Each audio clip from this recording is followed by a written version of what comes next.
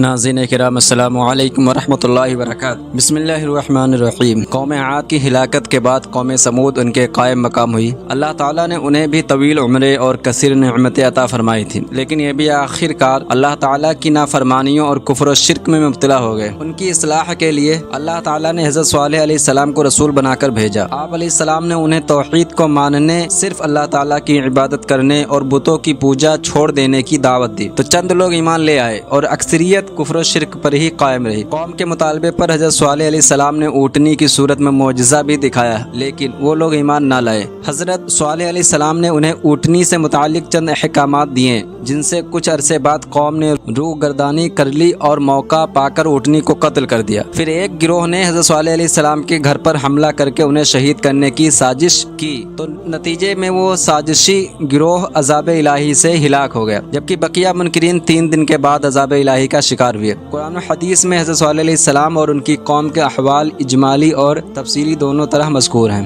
حضرت صالح علیہ السلام کے واقعات کے قرآنی مقامات۔ حضرت صالح علیہ السلام اور ان کی قوم سمود کا اجمالی ذکر قرآن مجید کی متعدد صورتوں میں ہے، جبکہ تفصیلی ذکر ان 7 صورتوں میں ہے۔ نمبر 1 سورہ اعراف آیت 73 سے 79 تک۔ نمبر 2 سورہ ہود آیت 61 سے 68 تک۔ نمبر 3 سورہ حجر آیت 80 سے 84 تک۔ نمبر 4 سورہ شورا آیت 141 سے 159 تک۔ نمبر 5 سورہ نمل آیت 45 سے 53 تک۔ نمبر 6 سورہ قمر آیت 23 سے 32 تک۔ نمبر 7 سورہ شمس آیت 11 سے 15 تک۔ قوم سمود اور حضرت صالح علیہ السلام کا تعارف۔ سمود عرب کے ایک قبیلہ کا نام ہے۔ ایک قول کے مطابق یہ نام ان کے جد اعلیٰ سمود بن عاد بن عوس بن ارم بن سام بن حضرت نوح علیہ السلام کی نسبت سے رکھا گیا تھا۔ انہیں عاد ثانیہ بھی کہا جاتا ہے۔ قرآن مجید میں ہے وَأَنَّهُ أَهْلَكَ عَادًا الْأُولَى وَثَمُودَ فَمَا أَبْقَى، اور یہ کہ اسی نے پہلی عاد کو ہلاک فرمایا اور سمود کو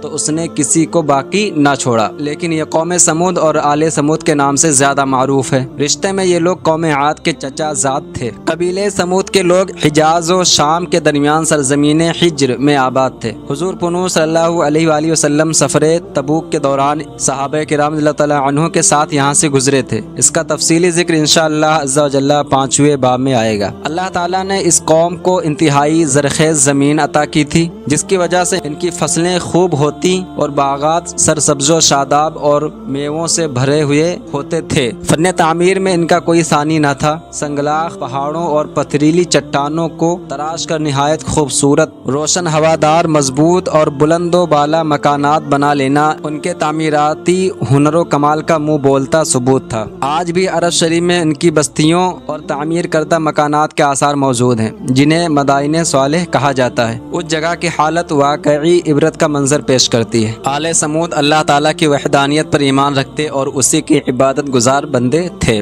نیز قوم عاد کا عبرتناک انجام بھی ان کے پیش نظر تھا، جس سے ڈر کر یہ لوگ خدا کی نافرمانی سے بہت بچتے تھے، لیکن گزرتے وقت اور نعمتوں کے بہتات کے ساتھ جہاں ان میں غفلت و جہالت بڑھی، وہیں یہ لوگ کفر و شرک کی نحوست کا بھی شکار ہوئے۔ چنانچہ ایک عرصے بعد کچھ لوگوں نے پتھروں کی تراش خراش کر کے عجیب و غریب شکلوں کے بت بنائے، پھر مختلف نام رکھ کر انہیں خدا کا شریک ٹھہرایا اور عبادت الہی چھوڑ کر ان بتوں کی پوجا میں مشغول ہو گئے۔ رفتہ رفتہ انہی کی پیروی میں چند افراد کے علاوہ پوری قوم نے اس دلدل میں چھلانگ لگا دی۔ ایک عرصے تک قوم سمود سرکشی و گمراہی کی دلدل میں دھستی رہی، پھر اللہ رب العزت نے انہیں اس سے نجات دلانے اور راہ ہدایت پر گامزن کرنے کے لیے ایک عظیم ہستی حضرت صالح علیہ السلام کو رسول بنا کر ان کی طرف بھیجا۔ آپ علیہ السلام حضرت نوح علیہ السلام کے پوتے ارم کی اولاد میں سے تھے، جیسا کہ ابو عبداللہ محمد بن احمد قرطبی رحمۃ اللہ علیہ آپ علیہ السلام کا نسب نامہ بیان کرتے ہوئے لکھتے ہیں صالح بن عبید بن آصف بن کاشح بن عبید بن حاضر بن سمود بن عاد بن عوس بن ارم بن سام بن حضرت نوح علیہ السلام۔ مزید لکھتے ہیں حضرت صالح علیہ السلام حسب و نسب دونوں اعتبار سے اپنی قوم میں سب سے بہتر اور افضل تھے۔ قرآن پاک میں حضرت صالح علیہ السلام کے اوصاف آپ کی مبارک زبان سے ہی یوں بیان فرمائے ہیں۔ اعلان رسالت کے وقت آپ علیہ السلام نے فرمایا انی لکم رسول امین، بے شک میں تمہارے لیے امانت دار رسول ہوں۔ اپنے اوصاف کے بیان میں آپ علیہ السلام نے خلوص و للہیت کو بھی بیان فرمایا۔ ما اسألکم علیہ من اجر ان اجری الا علی رب العالمین، میں تم سے اس پر کوئی اجرت نہیں مانگتا، میرا اجر تو اسی پر ہے جو سارے جہان کا رب ہے۔ تفسیر کبیر میں یہ بھی مذکور ہے کہ آپ علیہ السلام اپنی قوم میں سب سے زیادہ ذہین، انتہائی فہم و فراست والے، فراخ دل اور بڑے حوصلہ مند شخص تھے۔ یوں ہی غریب و نادار لوگوں کی مالی امداد کرنا اور بیماروں کی عیادت کرنا اور ان کی خدمت کرنا آپ علیہ السلام کا عام معمول تھا۔ نوٹ: آپ علیہ السلام کے حج کا ذکر اس سے پہلے حضرت ہود علیہ السلام کے سفر حج کے ذکر میں گزر چکا ہے۔ غفلت و جہالت، کفر و شرک اور بت پرستی کے بیابان میں بھٹکنے والی قوم سمود کی ہدایت و رہنمائی کے لیے اللہ تعالیٰ نے حضرت صالح علیہ السلام کو رسول بنا کر بھیجا۔ چنانچہ سورہ اعراف میں ہے وَإِلَىٰ ثَمُودَ أَخَاهُمْ صَالِحًا، اور قوم سمود کی طرف ان کے ہم قوم صالح کو بھیجا۔ اس کے علاوہ سورہ ہود آیت 61 اور سورہ نمل آیت 45 میں بھی یہی بات بیان ہوئی ہے۔ آپ علیہ السلام نے قوم کو وحدانیت باری تعالیٰ پر ایمان لانے اور صرف اسی کی عبادت کرنے کی دعوت دی اور فرمایا یا قومی اعبدوا اللہ ما لکم من الہ غیرہ هو انشأکم من الارض واستعمرکم فیہا فاستغفروہ ثم توبوا الیہ ان ربی قریب مجیب۔ اے میری قوم، اللہ کی عبادت کرو، اس کے سوا تمہارا کوئی معبود نہیں۔ اسی نے تمہیں زمین سے پیدا کیا اور اسی میں تمہیں آباد کیا، تو اس سے معافی مانگو، پھر اس کی طرف رجوع کرو، بے شک میرا رب قریب ہے، دعا سننے والا ہے۔ حضرت صالح علیہ السلام کی دعوت سن کر قوم نے کہا یا صالح قد كنت فينا مرجوا قبل هذا اتنهانا ان نعبد ما يعبد آباؤنا واننا لفي شك مما تدعونا الیہ مریب۔ اے صالح، اس سے پہلے تم ہمارے درمیان ایسے تھے کہ تم سے بڑی امیدیں وابستہ تھیں۔ کیا تم ہمیں ان کی عبادت کرنے سے منع کرتے ہو جن کی عبادت ہمارے باپ دادا کرتے رہے؟ اور بے شک جس کی طرف تم ہمیں بلا رہے ہو اس کی طرف سے تو ہم بڑے دھوکے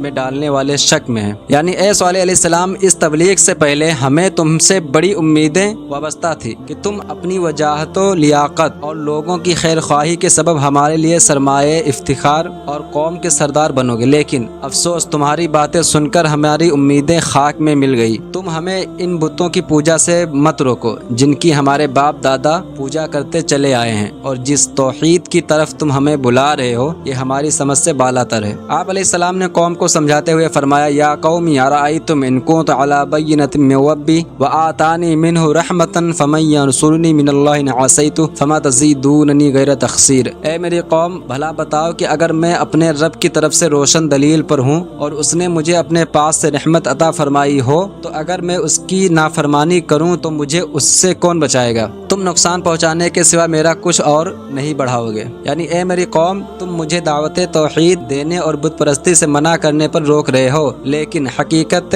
حال یہ ہے کہ میرے پاس تو اللہ تعالیٰ کی عطا سے اس کی وحدانیت کے قطعی دلائل موجود ہیں، نیز اس نے مجھے منصب رسالت سے نوازا ہوا ہے، لہٰذا دعوت توحید دینا تو میری ذمہ داری ہے۔ اب اگر بالفرض تمہاری بات مان کر میں اللہ عز و جل کی نافرمانی کروں، توحید کو چھوڑوں یا دعوت توحید کے فریضے کو، تو مجھے عذاب الہی سے کون بچائے گا؟ کیونکہ جب حق واضح ہے، دلائل موجود ہیں اور حکم الہی مجھے مل چکا ہے تو دیدے دانستہ نافرمانی کرنے پر تو جرم کی شدت میں مزید اضافہ ہو جاتا ہے، لہٰذا تمہارا مشورہ تو میرے لیے سراسر خسارہ ہی خسارہ ہے۔ یاد رہے کہ جاہل کی جہالت سے اس کا گناہ معاف نہیں ہوتا بلکہ وہ گناہ گار ہی قرار پاتا، لیکن علم کے باوجود گناہ کرنے میں بے باکی و دیدے دلیری کا معنی بھی پایا جاتا ہے، جس سے گناہ کی شدت میں اضافہ ہو جاتا ہے۔ اسی لیے علماء کا گناہوں کا ارتکاب کرنا زیادہ غضب الہی کا سبب ہے۔ آپ علیہ السلام نے قوم سمود کو اللہ تعالیٰ کی نعمتیں یاد دلا کر بھی سمجھایا کہ اپنے اوپر خدا کی نعمتوں کی فراوانی دیکھو اور اپنے عمل دیکھو، ناشکری کے راستے پر چل کر فسادی مت بنو، بلکہ خدا کی نعمتوں کو یاد کر کے اطاعت و بندگی کا راستہ اختیار کرو۔ چنانچہ فرمایا وَاذْكُرْ إِذْ جَعَلَكُمْ خُلَفَاءَ مِن بَعْدِ عَادٍ وَبَوَّأَكُمْ فِي الْأَرْضِ تَتَّخِذُونَ مِن سُهُولِهَا قُصُورًا وَتَنْحِتُونَ الْجِبَالَ بُيُوتًا فَاذْكُرُوا آلَاءَ اللَّهِ وَلَا تَعْثَوْا فِي الْأَرْضِ مُفْسِدِينَ۔ اور یاد کرو جب اس نے تمہیں قوم عاد کے بعد جانشین بنایا اور اس نے تمہیں زمین میں ٹھکانہ دیا، تم نرم زمین میں محلات بناتے تھے اور پہاڑوں کو تراش کر مکانات بناتے تھے، تو اللہ کی نعمتیں یاد کرو اور زمین میں فساد مچاتے نہ پھرو۔ حضرت صالح علیہ السلام کی دعوت و نصیحت سن کر لوگ آپس میں اختلاف کر کے دو گروہوں میں تقسیم ہو گئے۔ ایک گروہ حق و صداقت کو قبول کرنے والوں کا جو حضرت صالح علیہ السلام پر ایمان لے آیا، اور ایک گروہ اپنی جہالت و ضلالت پر ڈٹے رہنے والوں کا۔ قرآن پاک میں ہے وَلَقَدْ أَرْسَلْنَا إِلَىٰ ثَمُودَ أَخَاهُمْ صَالِحًا أَنِ اعْبُدُوا اللَّهَ فَإِذَا هُمْ فَرِيقَانِ يَخْتَصِمُونَ وَلَقَدْ أَرْسَلْنَا إِلَىٰ ثَمُودَ أَخَاهُمْ صَالِحًا أَنِ اعْبُدُوا اللَّهَ فَإِذَا هُمْ فَرِيقَانِ يَخْتَصِمُونَ۔ اور بے شک ہم نے سمود کی طرف ان کے ہم قوم صالح کو بھیجا، اے لوگوں اللہ کی عبادت کرو، تو اسی وقت وہ جھگڑا کرتے ہوئے دو گروہ بن گئے۔ مومنین کا گروہ غریبوں پر مشتمل تھا، جبکہ منکرین میں قوم کے سردار شامل تھے۔ کافر سرداروں کا غریب مسلمانوں سے مکالمہ قرآن پاک میں یوں مذکور ہے: قال الملأ الذين استكبروا من قومه للذين استضعفوا لمن آمن منهم أتعلمون أن صالحا مرسل من ربه قالوا إنا بما أرسل به مؤمنون قال الذين استكبروا إنا بالذي آمنتم به كافرون۔ اس کی قوم کے متکبر سردار کمزور مسلمانوں سے کہنے لگے: کیا تم جانتے ہو کہ صالح اپنے رب کا رسول ہے؟ انہوں نے کہا: بے شک ہم اس پر ایمان رکھتے ہیں جس کے ساتھ انہیں بھیجا گیا ہے۔ متکبر بولے: بے شک ہم اس کا انکار کرنے والے ہیں جس پر تم ایمان لائے ہو۔ حضرت صالح علیہ السلام نے قوم سے یہ بھی فرمایا: وما اسألکم علیہ من اجر ان اجر الا علی رب العالمین، اور میں تم سے اس پر کوئی اجرت نہیں مانگتا، میرا اجر تو اسی پر ہے جو سارے جہان کا رب ہے۔ مال و دولت کی فراوانی، سہولتوں کی کثرت، دنیاوی نعمتوں کی بے احتیاط، آسودہ زندگی، خوبصورت باغات، عیش و مستی کے شب و روز، کھانے پینے کی لذتیں اور امن و امان کے سائے اکثر و بیشتر انسان کو غفلت کا شکار کر دیتے ہیں، اور اپنی آنکھوں کے سامنے جنازے اٹھتے دیکھ کر بھی انسان خواب غفلت سے بیدار نہیں ہوتا، بلکہ سمجھتا کہ شاید یہ زندگی دائمی ہے اور مجھے کبھی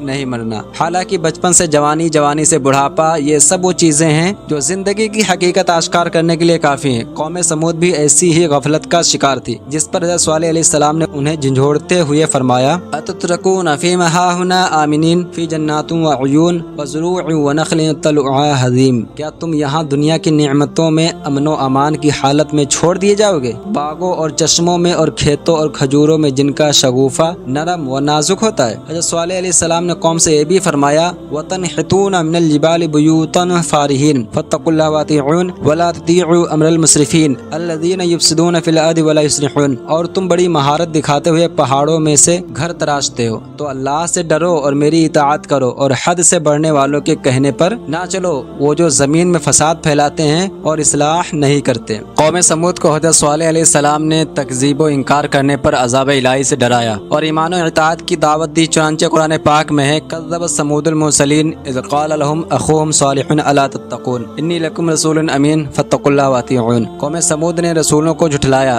جب ان سے ان کے ہم قوم صالح نے فرمایا: کیا تم ڈرتے نہیں؟ بے شک میں تمہارے لیے امانت دار رسول ہوں، تو اللہ سے ڈرو اور میری اطاعت کرو۔ عذاب الہی کی بات سن کر قوم نے کہا: اے صالح علیہ السلام، اگر تم واقعی رسول ہو تو وہ عذاب لے آؤ جس سے تم ہمیں ڈراتے ہو۔ اس پر آپ علیہ السلام نے ان سے فرمایا: یا قوم لم تستعجلون بالسیئۃ قبل الحسنۃ لولا تستغفرون اللہ لعلکم ترحمون، اے میری قوم، بھلائی سے پہلے برائی کی جلدی کیوں کرتے ہو؟ تم اللہ سے بخشش کیوں نہیں مانگتے؟ ہو سکتا ہے تم پر رحم کیا جائے۔ قوم کا یہ طرز عمل بتاتا ہے کہ جب باطل دلوں میں رچ بس جائے، قبول حق کی طرف دل کی اصلاً رغبت نہ ہو، دل پر گناہوں کا زنگ چڑھ گیا ہو، حق اور اہل حق کا بغض و کینہ اور عداوت کی پٹی آنکھوں پر بندھ جائے، تو سامنے کی واضح بات قبول کرنا بھی مشکل ہو جاتا ہے، اور سرکشی اس انتہا کو پہنچ جاتی ہے کہ آدمی خود اپنے پاؤں پر کلہاڑی مارنے کو تیار ہو جاتا ہے۔ یہاں تو کفار کی بات ہو رہی جو ایمان ہی نہیں رکھتے، عذاب الہی اور جہنم کو تسلیم ہی نہیں کرتے، ان کی طرف سے ایسی جہالت کی توقع کی جا سکتی، لیکن حیرت تو ان مسلمانوں پر ہوتی ہے جو خدا اور اس کی قدرت پر ایمان رکھنے اور آخرت و جنت و جہنم کو ماننے کے باوجود گناہوں پر جری ہیں، اور صریح وعیدیں دل و دماغ میں موجود ہونے کے باوجود گناہوں کا ارتکاب کرتے ہیں۔ اس سے معلوم ہوتا ہے کہ دلوں کی سختی اور دلوں پر زنگ چڑھنا کیسی سخت آفت ہے۔ حضرت صالح علیہ السلام کو جھٹلانے کے سبب قوم سمود کے علاقوں میں ایک عرصہ تک بارش نہ ہوئی، جس سے یہ لوگ قحط میں مبتلا ہوئے اور بھوکے مرنے لگے۔ ان مصائب کو انہوں نے حضرت صالح علیہ السلام کی طرف منسوب کیا اور بدشگونی لیتے ہوئے کہا: معاذ اللہ، ہم تمہیں اور تمہارے ساتھیوں کو منحوس سمجھتے ہیں۔ حضرت صالح علیہ السلام نے ان سے فرمایا کہ تمہیں جو بھلائی اور برائی پہنچتی ہے وہ اللہ تعالیٰ کے حکم سے ہے اور تمہاری تقدیر میں لکھی ہوئی ہے، اور اس کے ذریعے تمہیں آزمایا جا رہا ہے۔ قرآن مجید میں ہے: قالوا اطیرنا بک وبمن معک قال طائرکم عند اللہ بل انتم قوم تفتنون، انہوں نے کہا ہم نے تم سے اور تمہارے ساتھیوں سے برا شگون لیا۔ صالح نے فرمایا: تمہاری بدشگونی اللہ کے پاس ہے، بلکہ تم ایک ایسی قوم ہو کہ تمہیں آزمایا جا رہا ہے۔ بدشگونی لینا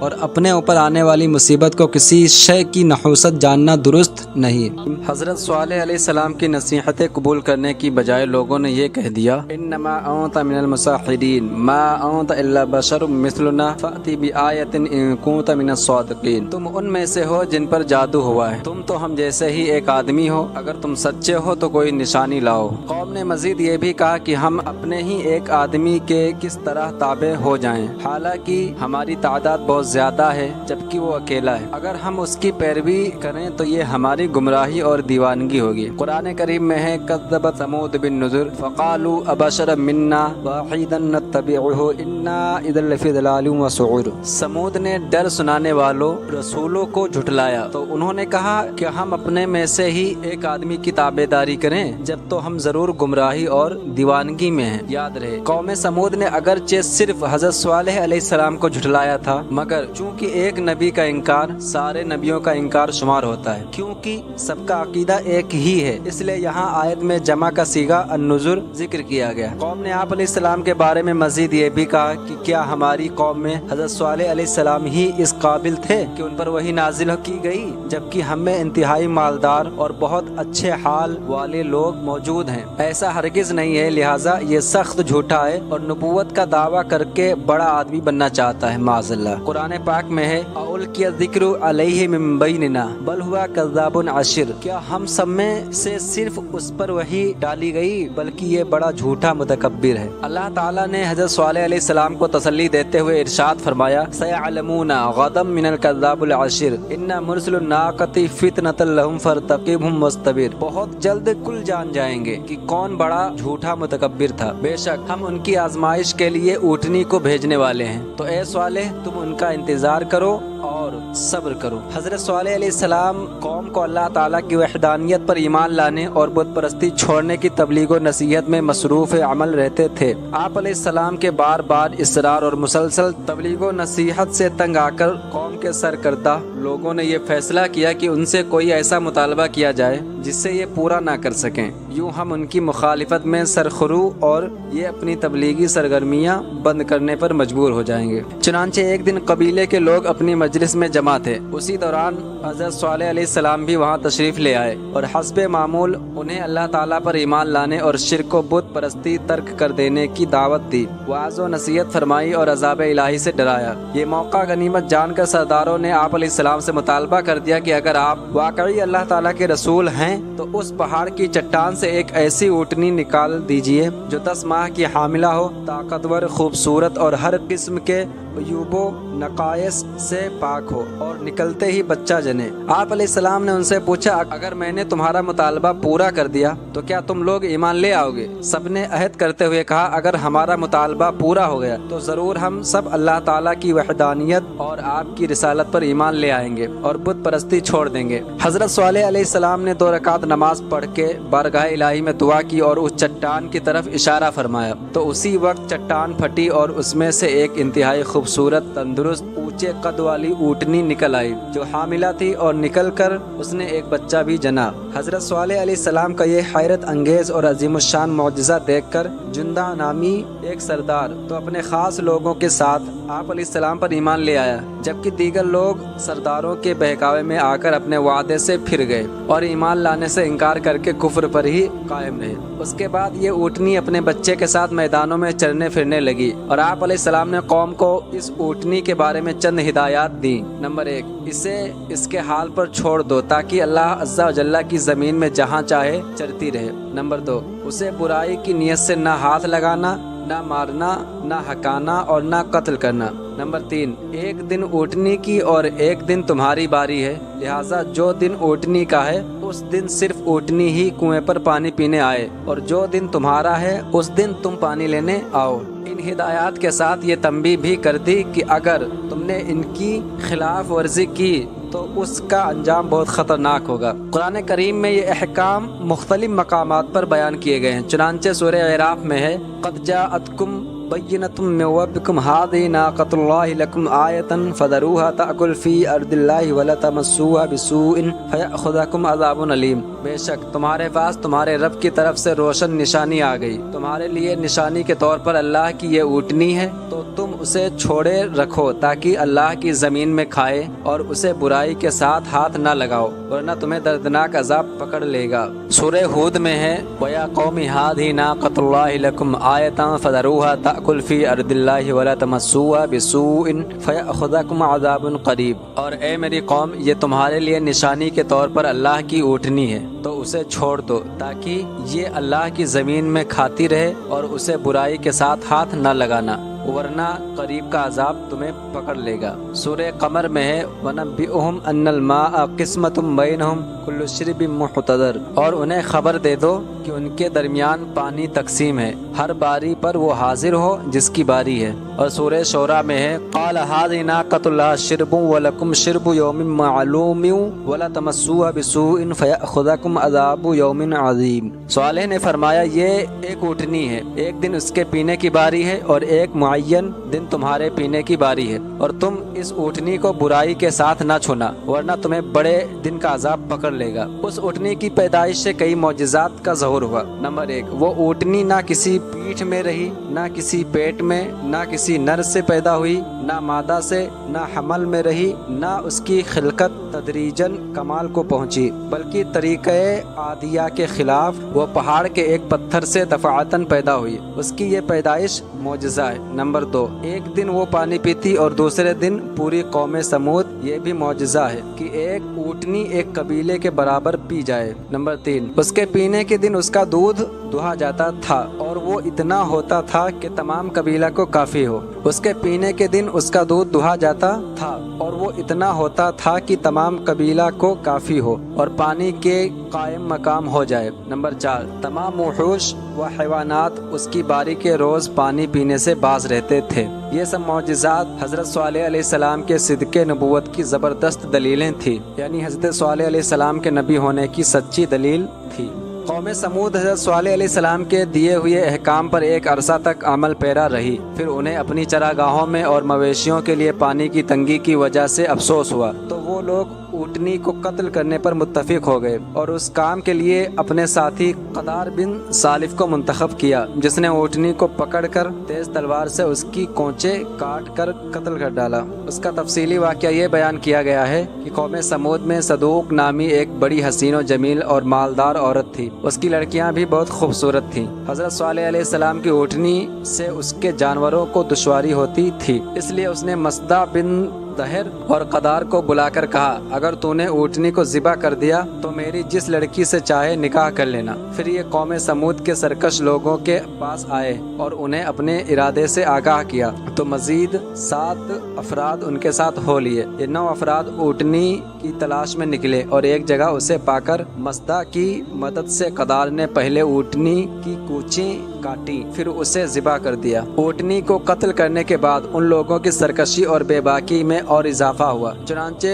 इस जुर्म का इर्तिकाब करने के बाद हज़रत सालेह अलैहिस्सलाम के पास आकर कहने लगे, ए सालेह, अगर तुम रसूल हो तो हम पर वो अजाब ले आओ जिससे तुम हमें डराते रहते हो। कुरान करीम में ऊँटनी के कत्ल का वाक़या मुतअद्दिद मकामात पर जिक्र किया गया है। चुनांचे सूरह अराफ में है फ़अक़रुन नाक़ता वअतौ अन अम्रि रब्बिहिम वक़ालू या सालिहु इतना बिमा तईदुना इन कुंत मिनल मुरसलीन। बस काफिरों ने ऊँटनी की टांगों की रगों को काट दिया और अपने रब के हुक्म से सरकशी की और कहने लगे, ए सालेह, अगर तुम रसूल हो तो हम पर वो अजाब ले आओ जिसकी तुम हमें वईदें सुनाते रहते हो। सूरह बनी इसराइल में है व आतैना समूद नाक़ता मुबसिरतन फज़लमू बिहा, और हमने समूद को ऊँटनी वाज़ा निशानी दी तो उन्होंने उस पर जुल्म किया। और सूरह कमर में है फनादौ साहिबहुम फतआता फअक़र, तो उन्होंने अपने साथी को पुकारा तो उसने ऊँटनी को पकड़ा, फिर उसकी कूंचे काट दी।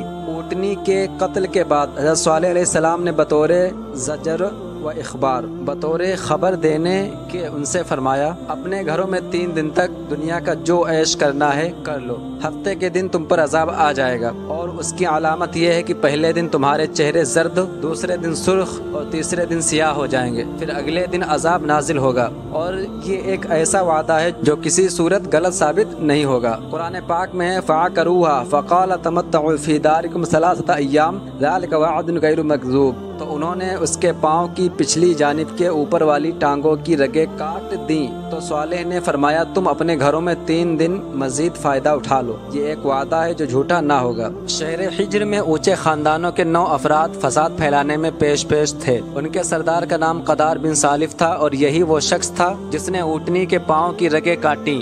جب حضرت صالح علیہ السلام نے انہیں عذاب الہی کی خبر دی اور اس کی علامت بھی بیان کر دی، تو ان 9 افراد نے حضرت صالح علیہ السلام کو بھی شہید کرنے کا پروگرام بنا لیا۔ چنانچہ سب قسمیں کھا کر کہنے لگے کہ ہم رات کے وقت حضرت صالح علیہ السلام کے گھر حملہ کر کے انہیں ان کے اہل و عیال سمیت شہید کر دیں گے۔ اس کے بعد اگر آپ علیہ السلام کے کسی وارث نے قصاص یا دیت کا مطالبہ کیا تو کہہ دیں گے کہ ہم نے نہ تو قتل کیا ہے اور نہ ہی ہمیں قاتل کے بارے میں کوئی علم ہے۔ اس قول و قرار کے بعد انہوں نے اپنی سازش پر عمل درآمد کی تیاری شروع کر دی، اور رات کے وقت حضرت صالح علیہ السلام کے گھر کی طرف روانہ ہوئے۔ حضرت عبداللہ بن عباس اللہ تعالیٰ عنہما فرماتے ہیں اللہ تعالیٰ نے اس رات حضرت صالح علیہ السلام کے مکان کی حفاظت کے لیے فرشتے بھیج دیے۔ جب یہ 9 شخص ہتھیار باندھ کر اور تلواریں کھینچ کر حضرت صالح علیہ السلام کے دروازے پر پہنچے تو فرشتوں نے انہیں پتھر مارے۔ وہ پتھر ان لوگوں کو لگتے لیکن مارنے والے نظر نہ آتے تھے، یہاں تک کہ یہ سب افراد ہلاک ہو گئے۔ اس واقعہ سے متعلق قرآن پاک میں ہے وَكَانَ فِي الْمَدِينَةِ 9 رَهْطٌ يُفْسِدُونَ فِي الْأَرْضِ وَلَا يُصْلِحُونَ قَالُوا تَقَاسَمُوا بِاللَّهِ لَنُبَيِّتَنَّهُ وَأَهْلَهُ ثُمَّ لَنَقُولَنَّ لِوَلِيِّهِ مَا شَهِدْنَا مَهْلِكَ أَهْلِهِ وَإِنَّا لَصَادِقُونَ وَمَكَرُوا مَكْرًا وَمَكَرْنَا مَكْرًا وَهُمْ لَا يَشْعُرُونَ فَانظُرْ كَيْفَ كَانَ عَاقِبَةُ مَكْرِهِمْ أَنَّا دَمَّرْنَاهُمْ وَقَوْمَهُمْ أَجْمَعِينَ۔ اور شہر میں 9 شخص تھے جو زمین میں فساد کرتے تھے اور اصلاح نہیں کرتے تھے۔ انہوں نے آپس میں اللہ کی قسمیں کھا کر کہا ہم رات کے وقت ضرور صالح اور اس کے گھر والوں پر چھاپا ماریں گے، پھر اس کے وارث سے کہیں گے کہ اس گھر والوں کے قتل کے وقت ہم حاضر نہ تھے اور بے شک ہم سچے ہیں، اور انہوں نے سازش کی اور ہم نے اپنی خفیہ تدبیر فرمائی اور وہ غافل رہے، تو دیکھو ان کی سازش کا کیسا انجام ہوا، ہم نے انہیں اور ان کی ساری قوم کو ہلاک کر دیا۔ اس سے معلوم ہوا کہ جب کوئی قوم اپنے رسول کے مقابلے میں سرکشی کی تمام حدود پار کر جاتی ہے اور نصیحت قبول کرنے سے مکمل انکاری ہو جاتی ہے تو عذاب الہی کی گرفت میں آ جاتی ہے۔ یہ بھی معلوم ہوا کہ اللہ تعالیٰ اپنے خاص بندوں کا حافظ و ناصر ہے اور انہیں لوگوں کی سازشوں اور شر سے محفوظ رکھتا ہے، جیسا کہ ہمارے پیارے آقا صلی اللہ علیہ وسلم کے خلاف بھی کفار نے قتل کی سازش کی تو اللہ تعالیٰ نے آپ کو بحفاظت ہجرت کرا کر مدینہ طیبہ پہنچا دیا اور کافروں کو بدر کے میدان میں عذاب و شکست سے دوچار کیا۔ حضرت صالح علیہ السلام کو شہید کرنے کی سازش کرنے والے تو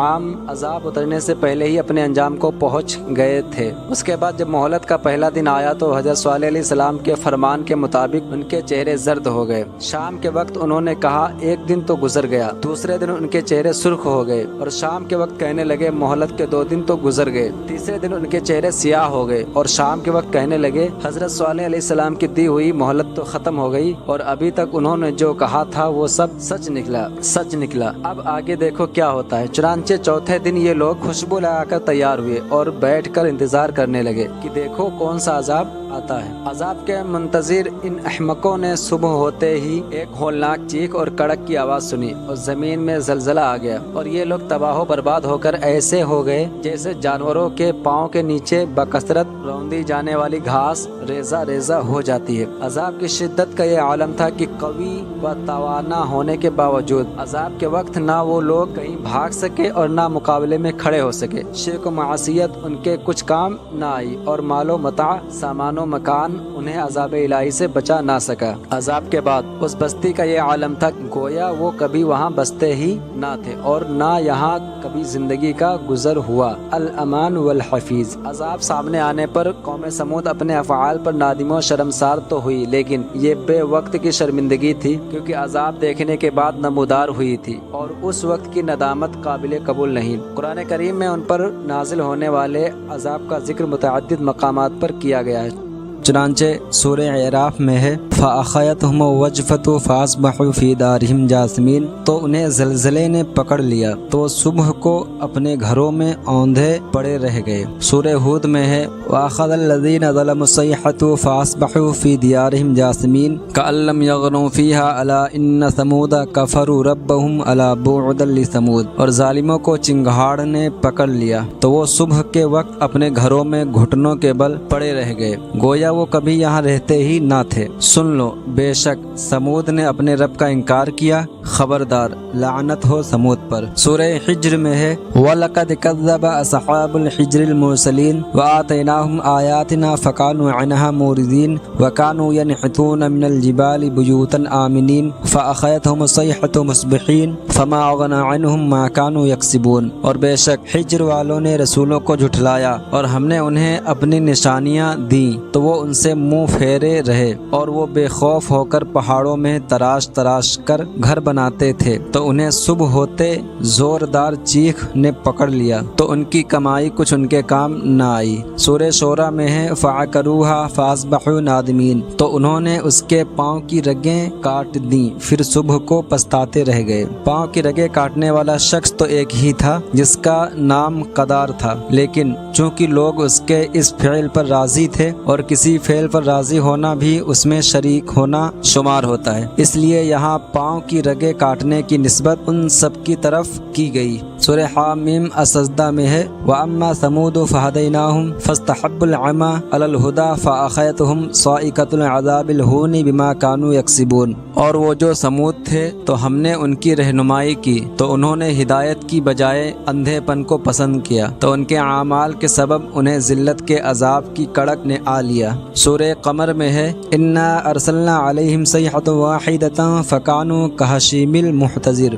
बेशक हमने उन पर एक ज़ोरदार चीख भेजी तो उसी वक्त वो बाढ़ बनाने वाले शख्स की बच जाने वाली रौंदी हुई खुश्क घास की तरह हो गए। और सूरह शम्स में है कज़्ज़बत समूद बितग़वाहा इज़ बअथ अशक़ाहा फ़क़ाल लहुम रसूलुल्लाहि नाक़तल्लाहि व सुक़ियाहा फ़कज़्ज़बूहु फ़अक़रूहा फ़दमदम अलैहिम रब्बुहुम बिज़ंबिहिम फ़सव्वाहा वला यख़ाफ़ु उक़बाहा, कौम समूद ने अपनी सरकशी से झुठलाया जिस वक्त उनका सबसे बड़ा बदबख्त आदमी उठ खड़ा हुआ तो अल्लाह के रसूल ने उनसे फरमाया अल्लाह की ऊँटनी और उसकी पीने की बारी से बचो, तो उन्होंने उसे झुठलाया फिर ऊँटनी की कूंचें काट दी तो उन पर उनके रब ने उनके गुनाह के सबब तबाही डालकर उनकी बस्ती को बर्बाद कर दिया और उसे उनके पीछा करने का खौफ नहीं। कुरान मजीद में कौम समूद पर आने वाले अजाब की 3 कैफियत बयान की गई हैं। नंबर 1, उन्हें ज़लज़ले ने पकड़ लिया जैसा कि सूरह एराफ में बयान हुआ फ़अख़ज़तहुमुर रजफ़तु फ़अस्बहू फ़ी दारिहिम जासिमीन, तो उन्हें ज़लज़ले ने पकड़ लिया तो वो सुबह को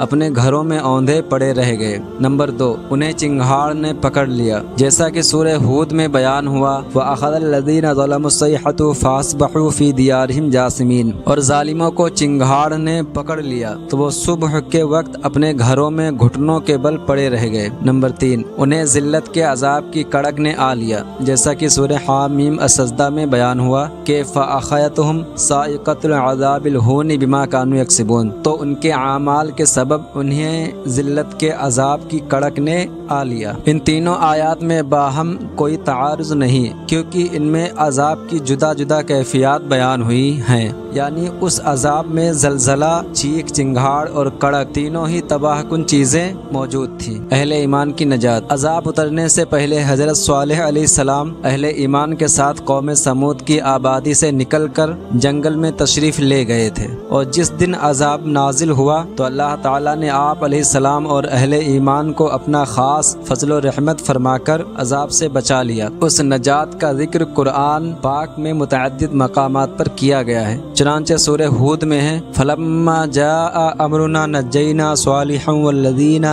आमनू मअहू बिरहमतिन मिन्ना व मिन खिज़ी यौमिइज़ इन्ना रब्बका हुवल क़वियुल अज़ीज़, फिर जब हमारा हुक्म आया तो हमने सालेह और उसके साथ वाले मुसलमानों को अपनी रहमत के ज़रिए बचा लिया और उस दिन की रुसवाई से बचा लिया, बेशक तुम्हारा रब बड़ी कुव्वत वाला गलबे वाला है। सूरह नमल में है वअंजैनल लज़ीना आमनू व कानू यत्तकून, और हमने ان لوگوں کو بچا لیا جو ایمان لائے اور ڈرتے تھے، اور سورہ حامیم استسدہ میں ہے وَنَجَّيْنَا الَّذِينَ آمَنُوا وَكَانُوا يَتَّقُونَ، اور ہم نے انہیں بچا لیا جو ایمان لائے اور ڈرتے تھے۔ قوم سمود کی ہلاکت نشان عبرت ہے۔ قوم سمود نے اللہ تعالیٰ کی وحدانیت اور اس کی آیات کا انکار کیا، حضرت صالح علیہ السلام کو جھٹلایا، کفر و شرک اور بت پرستی پر ڈٹے رہے اور دیگر گناہوں پر قائم رہے، جس کے نتیجے میں انہیں عبرت کا نشان بنا دیا گیا۔ چنانچہ سورہ شورى میں ہے فَأَخَذَهُمُ الْعَذَابُ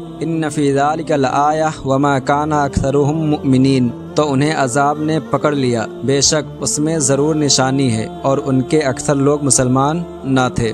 سورہ نمل میں ہے فَانظُرْ كَيْفَ كَانَ عَاقِبَةُ مَكْرِهِمْ أَنَّا دَمَّرْنَاهُمْ وَقَوْمَهُمْ أَجْمَعِينَ فَتِلْكَ بُيُوتُهُمْ خَاوِيَةً بِمَا ظَلَمُوا إِنَّ فِي ذَلِكَ لَآيَةً لِقَوْمٍ يَعْلَمُونَ، تو دیکھو ان کی سازش کا کیسا انجام ہوا، ہم نے انہیں اور ان کی ساری قوم کو ہلاک کر دیا، تو یہ ان کے گھر ان کے ظلم کے سبب ویران پڑے ہیں، بے شک اس میں جاننے والے کے لیے عبرت کی نشانی ہے۔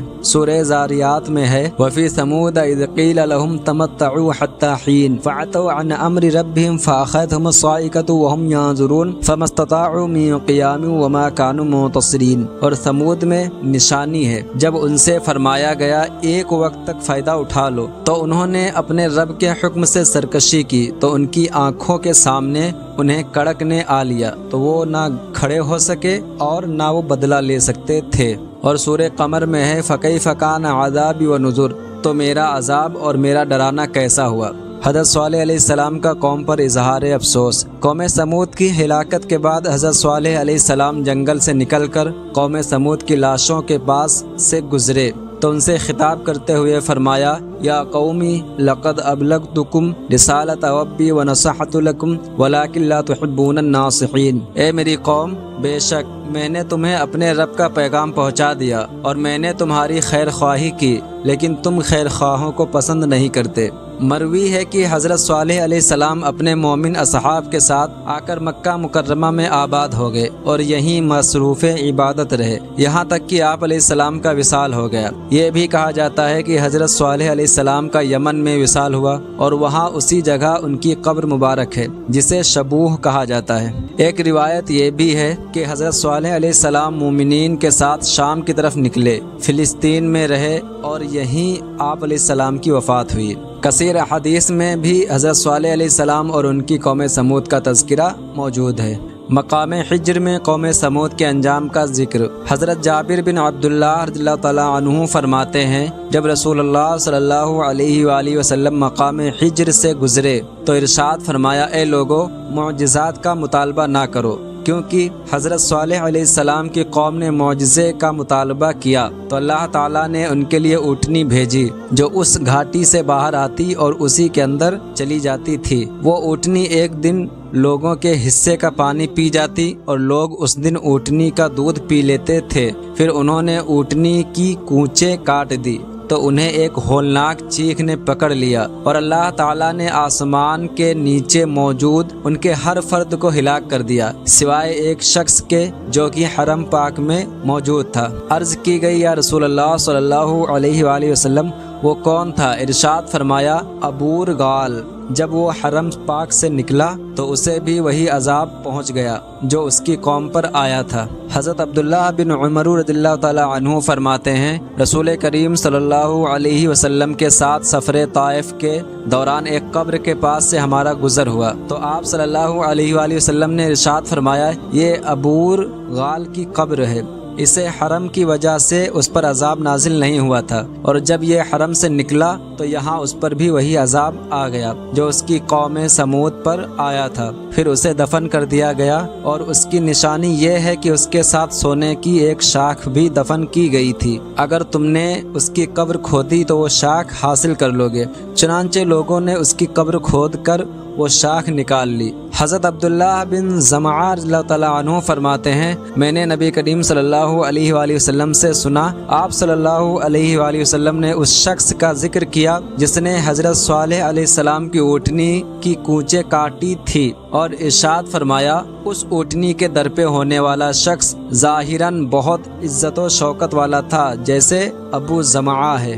حضرت ابو قبشہ انماری اللہ تعالیٰ عنہ سے روایت ہے کہ غزوہ تبوک کے موقع پر کچھ لوگ تیزی سے قوم سمود کے کھنڈرات میں جانے لگے۔ جب یہ بات نبی کریم صلی اللہ علیہ وآلہ وسلم کو معلوم ہوئی تو لوگوں میں نماز کی تیاری کا اعلان کروا دیا۔ میں بارگاہ رسالت میں حاضر ہوا۔ آپ صلی اللہ علیہ وآلہ وسلم اپنے اونٹ کو تھامے ہوئے ارشاد فرما رہے تھے، تم ایسی قوم پر کیوں داخل ہوتے ہو جن پر اللہ تعالیٰ کا غضب ہوا؟ ایک شخص نے عرض کیا، یا رسول اللہ صلی اللہ علیہ وآلہ وسلم، ہم ان پر تعجب کرتے ہیں۔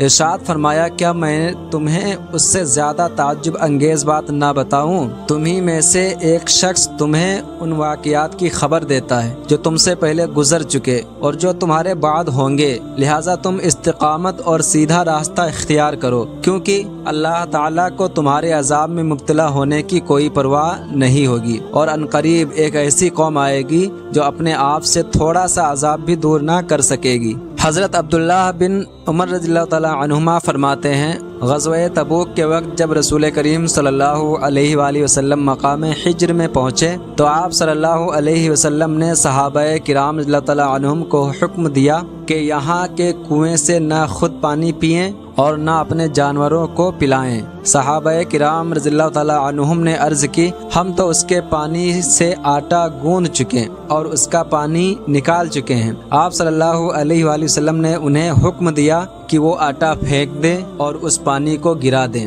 دوسری روایت میں ہے کہ آپ صلی اللہ علیہ وآلہ وسلم نے حکم دیا کہ سمود کے کنویں سے نکالا ہوا پانی گرا دیں اور اس سے گندا ہوا آٹا اونٹوں کو کھلا دیں، اور یہ حکم دیا کہ اس کنویں سے پانی نکالیں جس پر اونٹنی آتی تھی۔ حضرت عبداللہ بن عمر رضی اللہ تعالیٰ عنہما فرماتے ہیں، نبی اکرم صلی اللہ علیہ وآلہ وسلم جب مقام حجر سے گزرے تو آپ صلی اللہ علیہ وآلہ وسلم نے ارشاد فرمایا، ظالموں کے مکانات میں روتے ہوئے داخل ہونا، ایسا نہ ہو کہ تم پر بھی وہ عذاب آ جائے جو ان پر آیا تھا۔ پھر سواری پر بیٹھے ہوئے آپ صلی اللہ علیہ وسلم نے چہرے انور پر چادر ڈال لی۔